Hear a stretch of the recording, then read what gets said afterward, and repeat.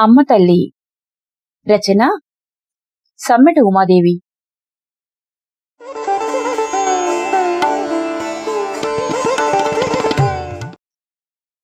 సువ్వి కస్తూరి రంగా సువ్వి కావేటి రంగా సువ్వి రామాభిరామ సువ్విలాలో రామాభిరామ సువ్విలాలో. గీరగా ఉన్న గొంతె అయినా రాగం తీసి మరీ గంటాలమ్మ పాడుతూ వడ్లు దంచుతుంటే పనులు చేసుకుంటూ ఆ వాడలోని వారంతా ముసిముసిగా నవ్వుకుంటూ వింటున్నారు. ఆపినవేంది గంటాలమ్మ, పాడు. సుశీల జానకి గిట్లా వెనకటి తీరు ఎక్కువ పాడతలేరు. నువ్వోరా అదు సినిమాల వాడనీకి. నీళ్ల తొట్టెలో బిందె వంపుతూ ఎల్లమ్మ కిసుక్కును నవ్వింది. ఏంది ఎటకారమా? సినిమా పాటలు కాదు, నేను వాడే పాటలు మీకెవరికన్నా వచ్చా? కోత పాటలు వాడతా, ఊడ్పు పాటలు వాడతా, బతుకమ్మ పాటలు వాడతా. నా తీరు మీరెవరన్నా వాడతారా? అయ్యో, గంత కోపం ఎందుకు పెద్దవా? నువ్వు వాడకుండా ఏనాడన్నా నాట్లు ఊడ్పు కోతలైనయా? నువ్వు పాడకుండా ఏనాడైనా బతుకమ్మ సద్దులైనయా? గిప్పటి ఆడపిల్లలకు బతుకమ్మ చుట్టూ తిరగనీకి గొంతెత్తి వాడనీకి మస్తు శరమైతాంది. మైకు పట్టుకొని మాయదారి సినిమా పాటలు వాడమను, మస్తుగా వాడతారు. కాలం మారిపోయింది. రాజవ్వ పూచిక చీపురుకు తాడు కట్టి నేల మీద 4-5 సరుకులు చరిచింది. అసలు మన ఆట పాట మన మాట మట్టిల గలవకుండా మనమే చూసుకోవాలా. ఒక్కొక్కరు మస్తు వెయ్యిలు పెంచినాక బతుకమ్మ చుట్టూ తిరగనీకి ఆడచేతన ఎత్తది. చదువులు అనుకుంటా కొరువులు అనుకుంటా అందరూ సిటీ దిక్కే ఉరుకుతాన్రాయే. అంతరాల మీద అంతరాలయ్యే, డబ్బాల డబ్బాల ఇండ్లాయే. ఇక ఆ డబ్బాల ఇండ్లల్లా ఒక వాకిలి గుడుసుడు ఉన్నదా, ఇళ్ళలు కూడా ఉన్నదా? ముగ్గులు పెట్టేదే లేదా? ఇక అన్ని కరెంటు మిషన్లు అయినాక ఒక దంచుడా రుబ్బుడా? పెయ్యి అలవకుంట పెరిగినాక ఇక దొడ్డుగాక బక్కగా అవుతారా ఏడన్నా? గంటాలమ్మ దీర్ఘం తీసింది. ఏందవ్వో, పోయి గంటాలమ్మతోటే పెట్టుకుంటాన్రా. ఆమె చూడు, ఈ దినం కూడా కొడుకులు బిడ్డలు మన్మలు ఏమన్నా తినని, ఆమె మాత్రం దంపుడు బియ్యమే తింటది. ఆమె ఒడ్లు ఆమె దంచుకుంటది. అవి రేనవన్లు గాని జామ పండ్లు గాని ఏ కాలంలో దొరికితే గవి మస్తు తింటది. గోడవతల చెత్తపార వస్తూ అన్నది వెంకటమ్మ. 50 ఏళ్లు దాటినా నల్లగా నిగనిగలాడుతున్న సౌష్ఠవ శరీరం గంటాలమ్మది. కాస్త బొంగురుగా ఉన్న స్వరం, గల్లుగల్లుమని కడియాల మోతలు ఆమెను ఇతరుల కన్నా ప్రత్యేకంగా నిలబెడతాయి. దగ్గరగా ఉన్న పెంకుటిళ్ల ఆవరణ అది. అందరూ ఎవరిళ్లలో వారుండి పనులు చేసుకుంటూ అందరూ అందరికీ కనిపిస్తూనే ఉంటారు. ఒకరి మాటలు ఒకరికి స్పష్టంగా వినిపించడానికి కాస్త పెద్దగా మాట్లాడుకుంటుంటారు. ఇంతకీ గంటాలమ్మ సేత్తో దంచుతాందా కాళ్ళతో దంచుతాందా? కాళ్ళ కడియాలు గల్లుగల్లుమంటున్నాయి, రాజవ్వ అన్నది. ఆ మాటలకి చేతులలో పనులు వదిలేసి అందరూ గంటాలమ్మ చుట్టూ చేరి ఒకరికొకరు పోటీ పడుతూ గంటాలమ్మతో మేళమాడసాగారు. మామిడి చిగురు రంగు చీరకు ఆకుపచ్చ రంగు అంచున్న నూరు చీరను గోచిపోసుకొని కట్టుకుని ఉంది గంటాలమ్మ. చెవులకు వెడల్పాటి 7 రాళ్ల దిద్దులు, ముక్కుకు వంటిరాయి ముక్కుపుడక ఎండకు మెరిసిపోతున్నాయి. చేతికున్న గాజుల కన్నా కాళ్లకున్న మందపాటి కడియాలు చేసే శబ్దమే ఎక్కువ. గింతలావు కడియాలు పెట్టుకుంటావానేనా నిన్ను గంటాలమ్మ అంటారు? ఎల్లమ్మ అడిగింది. అయ్యో, నీకింక తెలియదు ఆవదనే. పెద్దమ్మ పేరు గంటాలమ్మనే కాదు, గంటాల ఫకీరమ్మ. వెంకటమ్మ అనగానే అందరూ ఆసక్తిగా గంటాలమ్మ వంక చూశారు. దంచుతున్న రోకల్ని గోడ కానించి గంటాలమ్మ చెప్పడం మొదలుపెట్టింది. అవునవ్వా, నాకంటే ముందుగాల మా అమ్మకు 3 పిల్లలు పుట్టిపోయిండ్రంట. బిలబిలమంటూ గంటాలమ్మ మనవళ్ళు మనవరాళ్ళు వచ్చి ఆమె చుట్టూ చేరి ఆసక్తిగా వినసాగారు. గంటాలమ్మ కొనసాగించింది. అయ్యో, పిల్లల కోసం ఎమ్లాడ రాజన్నకే మొక్కిండ్రా, యాదగిరి నరసన్నకే మొక్కిండ్రా, ఏడుకొండల వెంకటేశుడికే మొక్కిండ్రా. పూజలంటే పూజలు కాదు, నోములంటే నోములు కాదు, ఒక దండం కాదు, ఒక దశకం కాదు, గుళ్ళ పొంటి ఏం తిరిగినా తిరిగిండ్రంట. సాములకు బాబాలకు ఏం మొక్కినా మొక్కిండ్రంట. వీళ్ళు గిట్ల దినా మొక్కుల మీద మొక్కులు ఉపాసాల మీద ఉపాసాలు ఉంటా అంటే ఒకనాడు దేవుడే పంపినట్టు గంట కొట్టుకుంటా నెమలి పించం పెట్టుకొని ఒక పకీర్ సాగొచ్చిండంట. మా అమ్మకు నాయనకు తాయెత్తు గట్టి ఇల్లంతా ధూపం వేసిండంట. మా అమ్మ నాయన ఆయన గిట్ల మంచిగా భోజనం పెట్టి కాళ్ళు మొక్కిండ్రంట. గంతే, నెలకో 2 నెలలకో మా అమ్మ నీళ్లాడిందంట. ఆయనంకేమైంది? మనవడు మల్లేశం ఆత్రంగా అడిగాడు. ఇంకేమైతుందిరా, 10 నెలలకు నేను పుట్టినా. మా నాయనేమో ఆడవీళ్లకు ఫకీర్ అని పేరెట్లా పెట్టాలని గుంజన పడ్డాడంట. కాని మా అమ్మ మాత్రం పిల్ల పేరు బరాబర్ గంటాల ఫకీరే అన్నదంట. చిన్నప్పుడు నన్నందరూ ఫకీరా అని పిలిచేటోళ్ళు ఎరికేనా? లగ్గమైనాక అత్తగారోళ్ళు గంటాలమ్మ అని విలువబట్టిండ్రు. ముసిముసి నవ్వులు నవ్వుతూ చెప్పింది గంటాలమ్మ. గది సరే, కాళ్ళకు గజ్జలు అందరూ పెడతారు, సన్న సన్న కడియాలేస్తారు. నీకేంది? మీ అత్తగారు ఆస్తంతా కరగదీసి కడియాలు చేసి పెట్టిందా ఏంది? రాజవ్వ నవ్వింది. అవు, గది సుత కొంత నిజమే. మా మామ మస్తు కళ్ళు తాగుతుండేటోడు. ఇంట్లో ఏది కనబడితే అది అమ్మేసి తాగేటోడంట. మా అత్తకు వాళ్ళ పుట్టింటోళ్ళు ఇచ్చిన ఎండి గ్లాసులు, ఎండి సామాన్లు అన్ని మాయమైపోతున్నాయని ఆయన తిక్క అంచాలనని ఒకనాడు కంసాలోడి దగ్గరికి పోయి ఇంట్లో ఉన్న వెండి సామానంతా కరగదీసి 2 ఎండి కడియాలు చేయించుకొని కాళ్ళకేసుకొని తిరిగిందంట. నా పానం పోయినా గాని గీ మాత్రం ఇయ్యనని చెప్పిందంట. పక్కపక్క నవ్వింది గంటాలమ్మ. చుట్టూ చేరిన వాళ్లంతా పగలబడి నవ్వారు. ఒకనాడు నన్ను పిలిచి, బిడ్డా, బరువు మోయలేకపోతున్నా, అవసరానికి వెనుకొస్తే ఏమనిపించదు బిడ్డా, తాగుడికి ఆస్తంతా ఆగమైపోతుంటే పానం కలకలామంటాంది బిడ్డ. తాగి తాగి మీ మామ అర్ధంతరంగా పోయిండు. నా కొడుకు మంచోడు, నిన్ను ముంచెటోడు కాదు. బతికున్నంత కాలం నువ్వు గీ కడియాలు కాళ్ళ నుంచి తీసే అవసరమే రాదు బిడ్డా అని నా కాళ్లకు గీ కడియాలు దొడిగింది.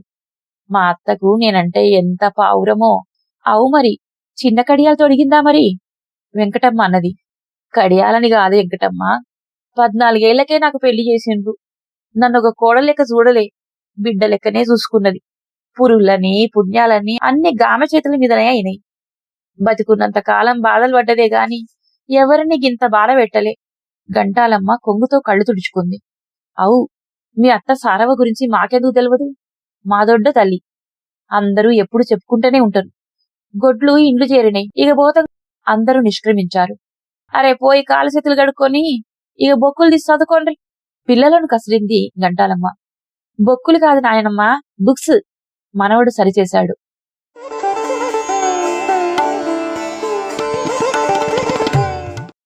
ఇంతలో నారాయణ పరుగులు తీస్తూ వచ్చాడు. గంటాలమ్మవ్వా, బర్లను తోలుకొచ్చిన, లేగదూడను కూడా తోలుకొచ్చిన, నసుగుతున్నాడు నారాయణ. మరి కొత్తగున్నావేమైందిరా? గంటాలమ్మ కంగారు కంగారుగా అడిగింది. లేగదూడను తాడందుకొని కొయ్యకు కట్టేసింది. ఏడిపోయిందో అవ్వా, ఎంత లెంకినా దొరకలే. ఏడుపు ముఖంతో నారాయణ చెప్పుకున్నాడు. ఏంద్రవారి, తిక్కలేశాలేస్తున్నావా? నీకు 1కి 10 సార్లు చెప్పి పంపిన, గది కొత్తావు, ఎంటెంటనే ఉండుమన్నా. ఏ సినిమా పాటలు పాడుకుంటా ఏడాడ తిరిగినవో? కస్సుమంది గంటాలమ్మ. దూడ అంబా అంబా అని అరుస్తుంటే గంటాలమ్మ గుండె తరుక్కుపోయింది. నారాయణను నోటికొచ్చినట్లు తిడుతూ కంగారుగా అటూ ఇటూ ఆరాటంగా తిరగసాగింది. గంటాలమ్మ కడియాల చప్పుడుకు నారాయణ అదిరిపడుతున్నాడు. నీ కాల్ముక్త బాంచన్, నీ మీదొట్టవ్వా, నేనేడ తిరగలే, దాని వెనకెనకనే ఉన్నా. ఎప్పుడు దారి తప్పిందో తెలియదు. నేనే మస్తు పరేషాన్ అయినా, నిజమవ్వా. నారాయణ ఏడ్చినంత పనిచేశాడు. మరి గాడ్నే ఉండి ఎత్కకుండా ఎందుకురికొచ్చినావు? మస్తు సేపు ఎతికిన్నవ్వా, అదేమో దొరకకపోయే. ఈ బర్రెలన్నీ ఆగం కాబట్టే. ఒక దిక్కేమో పొద్దుపోతాందాయే. ఎవరి గొడ్లు వాళ్ళకి అప్పచెప్పుకుంటే ఊరోళ్ళు ఊరుకుంటారా? ఏం చేతు బాంచన్, మస్తు గాలించిన, వణికిపోతూ నారాయణ చెప్పుకున్నాడు. మంచిగా చేసినవుతి, కోడలు పుస్తలమ్మి ఆడిగిడ అప్పు తీసుకొచ్చి కొనుకొచ్చిండు నా కొడుకు. 2 బర్రెలతోటి ఇల్లు వెళ్తలేదని, ఆందాని లేకుంటే ఇల్లు ఆగమైపోతుందని పొల్ల పాపం నోరు మూసుకొని ఇచ్చింది. ఆపతి కాదుకోని బంగారం ఏం బంగారం అన్నది బిడ్డ. అది గిట్ల కండ్లబడకుంటే నా కొడుకు ఎంత పరేషాన్ అవుతాడో ఎరికేనారా? గంటాలమ్మ కలవల పడిపోతున్నది. ఒక పక్కన నారాయణ తిడుతూనే చుట్టుపక్కల వాళ్ళని పిలిచి నలుగురిని 4 వైపులకు ఆవును వెతకమని పురమాయించింది. కొత్తావు ఇంటికి రాలేదని తెలిసిన రాముడు లబలబలాడుతూ చెట్లంటా పుట్లంటా తిరిగి తిరిగి కాళ్ళు ఈడ్చుకుంటూ ఇంటికి వచ్చాడు. ఇంటికేమైనా వచ్చిందేమోనని ఆశపడ్డాడు. ఆవు రాలేదని తెలిసి వెతకడానికి మళ్లీ వెళ్ళాడు. 7 8 అయింది, 8 9 అయింది. అంబా అంబా అంటూ లేగదూడ అరుస్తూనే ఉంది. అమ్మా, పాపం తల్లి కోసం చూడమ్మా, ఎట్లా అరుస్తుందో. రాముడు దిగులుగా అన్నాడు. ఏడికి పోతుంది కొడుకా, 2 దినాల సంధి వస్తున్న తోవనే గదా, దాని లేగదోడ కోసం అది ఎట్లన్నా వస్తుంది. నువ్వు పోయి ఒక ముద్ద అన్నం తిను, రాజేశ్వరి నీకోసం పరేషాన్ అయితాంది. ఏడికి పోతుంది కొడుకా? 2 దినాల సంధి వస్తున్న తవ్వనే గదా. దాని లేగదూడ కోసం అది ఎట్లన్నా వస్తుంది. నువ్వు పోయి ఒక ముద్ద అన్నం తిను. రాజేశ్వరి నీకోసమే పరేషాన్ అయితాంది. అమ్మా, లేగదూడ కుడితి కూడా తాగలే. తల్లి పాలిడువని పసికూన. చూడమ్మా, అంబా అంబా అని ఎట్లా అరుస్తుందో. రాముడికి దుఃఖం ఆగలేదు. ఏం చేయాలో గంటాలమ్మకి పాలు పోలేదు. అంతలో, అమ్మా ఉండు, ఇప్పుడే వస్తా. దేవుడు ముందు డిబ్బీలో నుంచి పైసలు తీసుకొని వీధిలోకి ఒక్క పరుగున వెళ్ళాడు. అరగంట కల్లా వచ్చి లోపలికి వెళ్లి, రాజేశ్వరి, గా పాలగిన గిట్లదే అంటూ తాను తెచ్చిన పొట్లం విప్పాడు.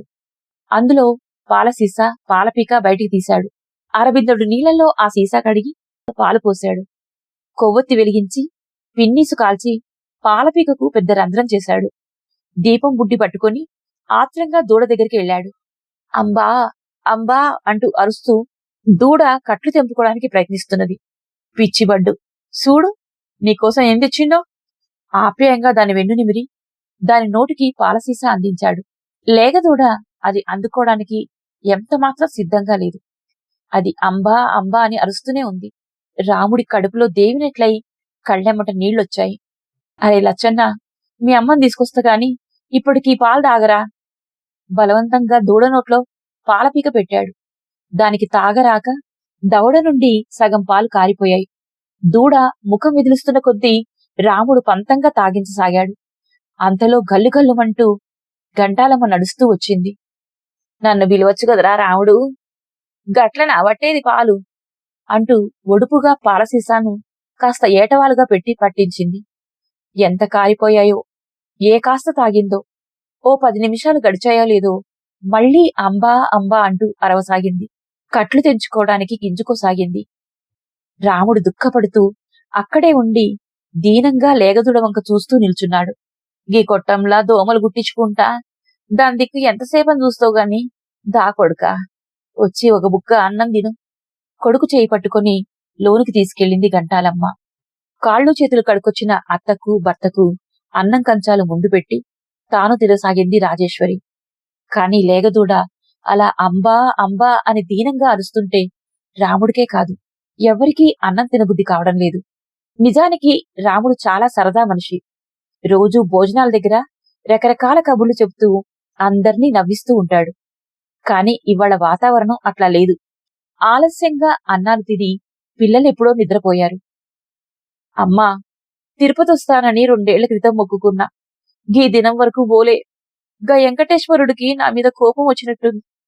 కష్టం చేసిన సొమ్ము, కట్టుకున్న పెండ్లాం సొమ్ము, కలగల్పికొన్న ఆవును కండ్లబడకుండా చేసిండు. కళ్ల వెంట బొటబొటా నీళ్లు కారాయి రాముడికి. ఏంద్రవారి, పిస్సోన్ తిరిగేడుస్తావు, ఏడికి పోతుందిరా. గా యములాడ రాజన్న సత్యవంతుడైతే అటు తిరిగి ఇటు తిరిగి తెల్లారే కల్లా దూడ కోసం ఉరికొస్తుందిరా ఆవు.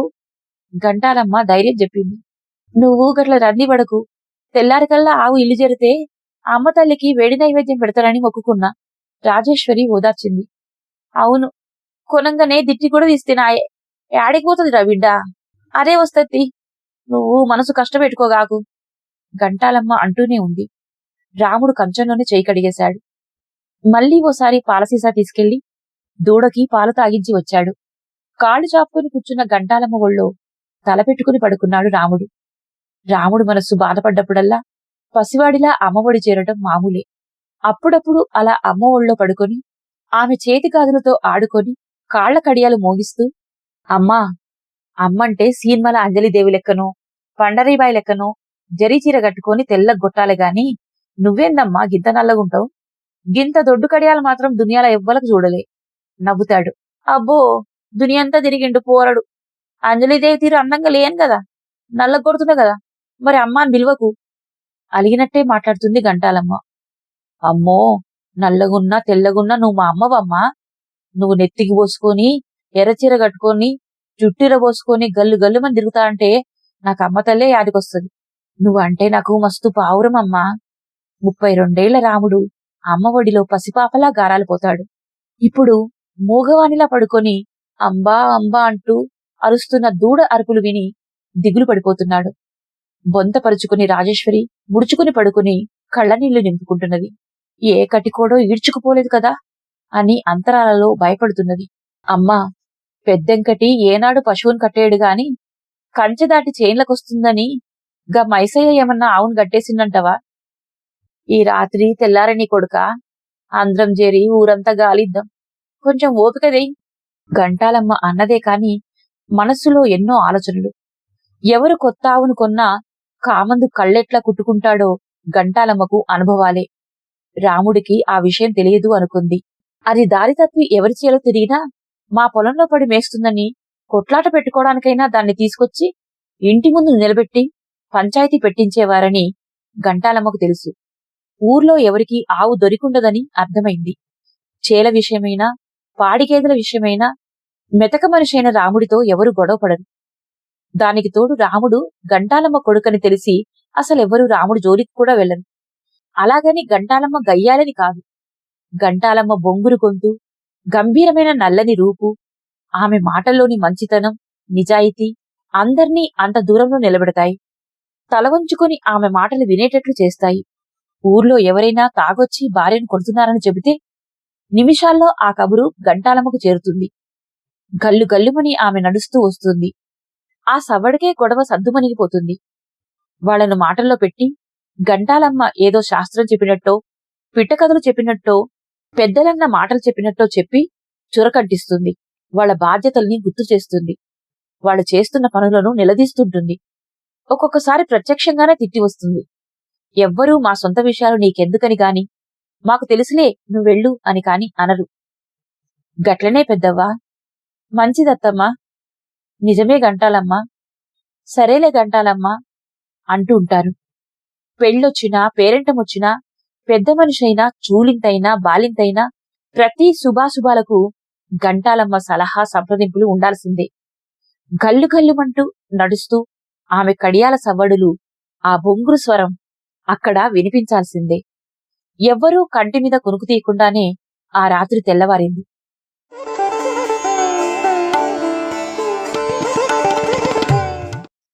పొద్దైనా పొడవకముందే గంటాలమ్మ చుట్టుపక్కల వాళ్ళందరినీ నిద్రలేపింది. అయ్యా వెంకటేశు, మల్లేషు, రాజన్న, మేతకు పోయిన మా కొత్త ఆవు తిరిగి రాలే. బర్లుగాసే నారిగాడు కళ్ళు కప్పి అది ఏ చేల పడ్డదో, ఏ దొరకు కోపం వచ్చి దాన్ని ఏం చేసిండ్రో. మనోళ్లే అయితే భద్రంగా తీసుకొస్తారు.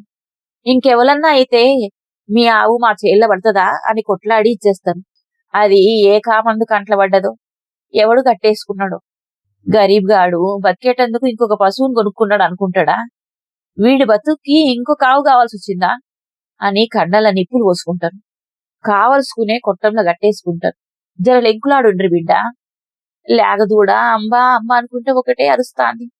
మా రాముడు నిద్రపోకుండా పొద్దంతా దాని చుట్టూ తిరిగి ఇప్పుడే ఆవు నెతకనీకి పోయిండు. గంటాలమ్మ వీరయ్యకి మల్లేష్కి అందరికీ చెప్పిందే చెప్పుకుంటూ హడావుడి చేసింది. అందరూ తమ సొంత పాడి ఆవు పోయినట్టుగా బాధపడుతూ వెతకసాగారు. కష్టమొచ్చినా సుఖమొచ్చినా పంచుకునే పల్లెజనం లేగదూడ కంటి నుండి కారుతున్న నీటికి రాముడి దుఃఖానికి కరిగిపోయి కాళ్లరిగేలా తిరిగారు. మధ్యాహ్నం 3 అందరూ ఒట్టి చేతులతో ఇల్లు చేరారు. పాలసీసాతో దూడకు పాలు పట్టించి తిండి తినకుండా రాముడు మళ్లీ ముడుచుకుని పడుకున్నాడు.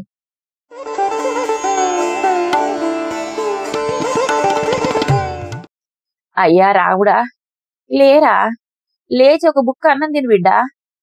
గంటాలమ్మ గడ్డం పట్టుకుని బతిమలాడింది. నేను తినను పోమ్మా కసిరాడు రాముడు. అయ్యో గిదేమన్యాలం కొడుకా, నడమ నేనేం చేసినా నా మీద కోపం చేస్తావు? అవు, నన్ను గిట్ట మంచిగా చదివించుంటే నేను టక్కు గిక్కేసుకొని సర్కారు నౌకరు చేసుకునేటోణ్ణి. గింతమందితోని గిన్ని బాధలేస్తావు, అందరికీ మంచి చెడు చెప్తావు గాని నీ కొడుకును మంచిగా చదివిపించాలని ఎందుకనిపించలే? నిలదీశాడు రాముడు. ఎందుకనిపించలే కొడుకా? నువ్వు ఆ రోజు చదువుతుండగానే మీ అయ్య చచ్చిండు. ఏడ్చుకుంటున్నా నన్ను పట్టుకొని కూర్చొని నువ్వే బడికి పొమ్మన్నా పోకపోతివి. ఒక్క తీరుగా కొట్టినా నేను. ఆనాడేమో బడికి పోకుండా నకరాలు చేసినవు, ఈనాడేమో నన్నే తప్పు పడతాన్నావు. గవన్నీ నాకు తెలియదు. నువ్వు నచ్చజెప్పో బతిమాలో ఎట్లన్నా చేసి బడికి పంపనుండే. ఈ దినం చూడు, ఇట్లా కొట్ట ముడుచుకుంటా, బర్రెలకు కుర్తి పెట్టుకుంటా, గడ్డి మోసుకొచ్చుకుంటా, పాలు అమ్ముకుంటా, గిదే కదా నా బతుకు. ఏంది నాకు ఈ కష్టాలు? దానా ధర చూస్తే కొండకి కూసునే.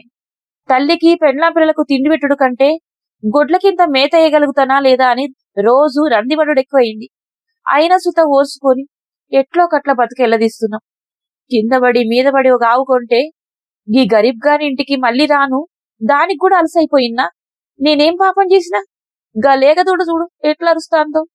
కొత్త ఆవు మన కోసం పాలిచ్చినా ఇయ్యకున్నా పర్వాలే, దాని బిడ్డ కోసమైనా తిరిగి రావాలి కదమ్మా. నా అప్పు కోసం కాదు, నా భార్య పుస్తల తాడు కోసం కాదు. నాకు దాని సొమ్మేం వద్దు, దాని బిడ్డ కోసం అదొస్తే చాలమ్మా. రాముడు తన అంగీతో కళ్ళు తుడుచుకున్నాడు. అయ్యా, జర ధైర్యంగుండు. ఇగో రాజేశ్వరి, రాముడికి ఇంత ఛాయ్ కాసిపోయి ఆడు మస్తు పరేషాన్ అయితుండు. నేనిప్పుడే గాడి దాకా పోయొస్తా. నులక మంచం మీద బోర్లా పడుకుని రాముడు దుఃఖపడుతూనే ఉన్నాడు. గల్లు గల్లుమంటున్న గంటాలమ్మ కడియాలందల శబ్దాలు చిన్నమవుతూ దూరంగా సాగిపోయాయి. గంటయింది, 2 గంటలైంది. ముడుచుకుని పడుకున్న రాముడు తన దుఃఖంలో తానున్నాడు. రాజేశ్వరి ఇచ్చిన టీ తాగనేలేదు. అంతలోనే రాముడు విసురుగా లేచాడు. ఓ మల్లేశన్నా, ఓ రాజన్న, అందరు ఇట్రాండ్రి, పెద్ద గొంతుతో పిలిచాడు రాముడు. మా అమ్మేడికి పోయిందో తెలియదు. నేను గీ 2 బర్లను అమ్మేస్తున్నా. ఎవరికన్నా ఇష్టముంటే కొనుకోండ్రి, గట్టిగా చెప్పాడు. ఇదేందయ్యా గిట్లన పడుతువి? ఉండు, ముందు అత్తమ్మని రాని. రాజేశ్వరి లబలబలాడింది. నువ్వు ఊరుకోయే, కసిరాడు రాముడు. అరే పిస్సోడు వాయింది, కష్టమొస్తే తట్టుకుని నిలబడాలి గాని ఇదేంద్రో బర్లముతా ఇల్లముతా అంటావు. అమ్మి ఏం తింటావురా? రాజన్న నచ్చచెప్పబోయాడు. ఏమైనా తింటగాక, గీడనే ఉండి పొలం పనికి పోతా, కాకుంటే పట్నం పోయి కైకిలికి పోతా, కాకుంటే పట్నం పోయి కైకిలు చేసుకుంటా. గీ బర్లగోల నాకొద్దు. గీ రాజేశ్వరుని కట్టుకున్ననే గాని దాని ఒంటి మీద బంగారం ఒలుసుకొని కుదోబెట్టుకునుడు అమ్ముకునుడే గాని దానికి ఒక్క మంచి చీరన్న కొనలే. పిల్లగాండ్లకు ఈనాటిదాకా మంచి చెప్పులు బట్టలు ఏమి ఏర్పాటు చేయలే. ఛీ, ఎందుకీ బతుకు? మీదికెళ్ళి కొత్తగొన్నావు పాయే, పెండ్లా మెడలో తాడు పోయే, అప్పులే మిగిలే. ఈ బతుకు నాకొద్దు. ఒరే రాముడు, ఇంటింటికి మంటిపోయి నువ్వు చెప్పుకుంటున్నావు, మేము చెప్పుకుంటలే. ఊకే పరేషాన్ కాకు. అన్ని అవే సక్కబడతాయి గాని జరగమ్మునుండు. లేదు, ఇక నాతోని కాదు, ఈ బర్లమ్ముడే. రాముడు దుఃఖపడుతూ అంటూనే ఉన్నాడు. ఇంతలో అంబా అంబా అని అరుపు వినపడింది. దూరాన గంటాలమ్మ కొత్తావును తోలుకొస్తూ కనపడింది. ఒక్క ఉదుటిన రాముడు పరిగెత్తుకుని ఎదురెళ్లాడు. అంబారి ఏనుగు వెనక నడుస్తున్న శ్రీ మహాలక్ష్మిలా చేతిలో తాడుపట్టుకొని ముందు గంటాలమ్మ, వెనక అంబా అంబా అంటూ ఆవు. అందరూ సంతోషంగా గంటాలమ్మను సమీపించారు. ఏడ దొరికిందమ్మా? కొత్త ఆవు ఎవ్వరికి దొరకలే, నీకే దొరికిందమ్మా. నువ్వు అమ్మవుగావు, అమ్మ తల్లివి.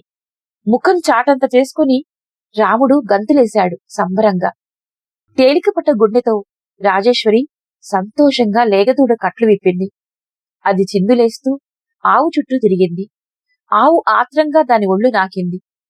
దూడ సంబరంగా పాలు కుడిచింది. రాముడు ఆవు వంక దూడ వంక చూసుకుంటూ ఆప్యాయంగా దాని ఒళ్ళు నిమరసాగాడు. పదే పదే వాటి వంక పులకరింతగా చూసుకుంటున్నాడు. దుఃఖం మరిచి కొత్త ఆవును లేగదూడను మురిపంగా చూసుకుంటున్న కొడుకు వంక చూసుకొని తృప్తిగా నవ్వుకుంది గంటాలమ్మ. గావు దగ్గరికి వెళ్లి బోసిపాదాలను కడుక్కొని గంటాలమ్మ ఇంట్లోకి నడిచింది. ఇదివరకులా గల్లుగల్లుమనే శబ్దాలతో కాదు, ఇప్పుడు ఆమె పాదాలు మూగబోయాయి. మరి